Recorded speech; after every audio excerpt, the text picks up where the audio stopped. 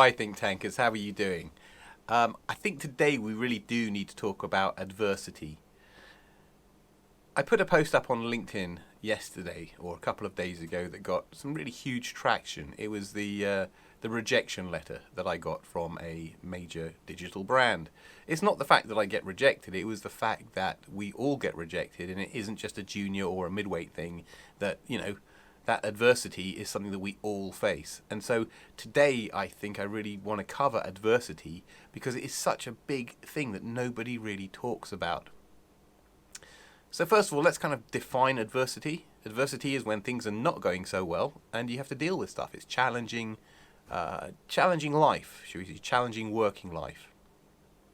Now, I think it's really important to get out right at the offset right now is that personally and professionally, I have learned the most from adversity. Okay, I think that's a really, really important point to make.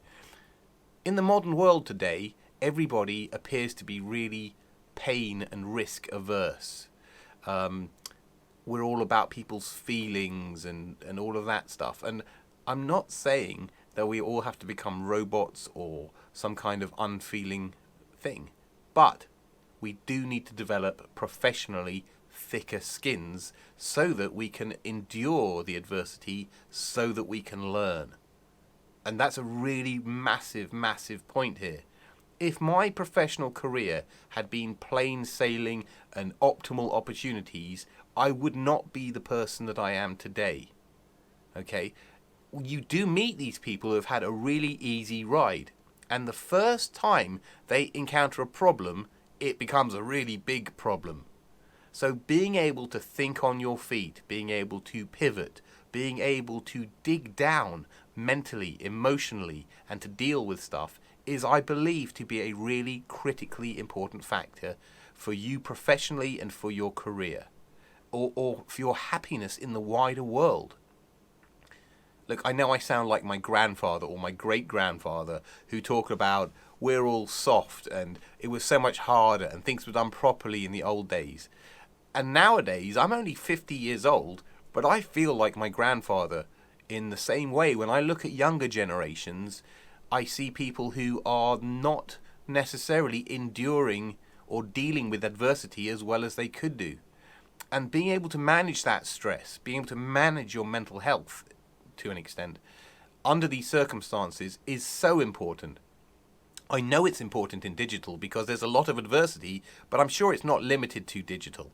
It's just that's the industry that I'm in, that you're in, and that's what we know.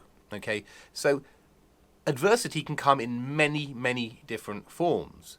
It might be office politics. It might be recruitment of your participants. It might be exposure to certain kinds of project types. It might be top-down stuff coming from a dinosaur, in the upper echelons of the business, or many others. It's, low UX maturity, lots of different things. When things don't go to plan, when things don't go well, you learn. And I'm going to keep repeating that until this video is over with. You learn the most from failure, from suboptimal situations. We are fortunate in digital in that we see lots of these suboptimal situations all the time. But how you respond to them will determine how you develop as a practitioner. Okay, so for example, if you keep moving around too much because the adversity keeps getting to the point that you can't take it, unfortunately, you're always going to be limited to the point that you left. If you stuck around and worked through it, you would have a workable solution and experience for when that comes up again. And let's make no bones about it. It is going to happen again, and a lot of these problems are repeat problems that you see across different entities, different brands, different organizations. So if you can solve it or deal with it in one example, you'll probably do it again. But if you keep running away from it, it's going to become a problem. And so I guess that's the central message of this adversity episode of Think Tank, is dig in. My very first role was at an insurer. I was the first UX person on site, and it was my first role. I was a junior, or whatever you want to call it, an entry-level person.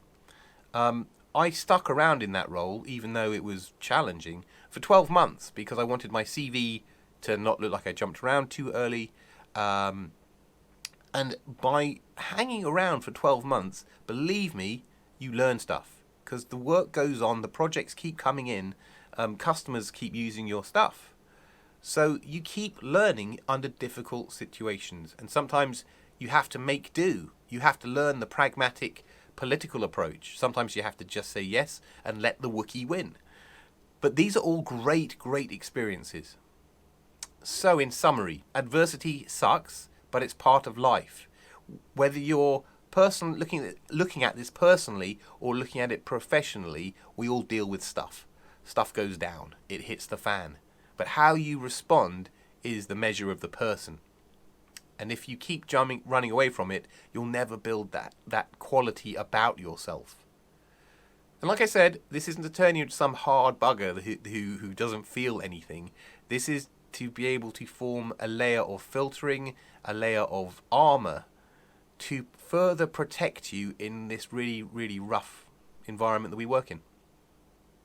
If you have any specific questions about adversity or examples, please let me know in the comments below and I can address them in a future video. So adversity is actually a good thing. Don't run away from it. Use it as an opportunity or see it as an opportunity to learn and to develop yourself out further. I hope this has been useful. Thanks very much for watching and I'll see you again very shortly. Have a good one. Oh, don't forget, BAD conference this week, Wednesday and Thursday. The #1 behavioral science design and research conference in the world.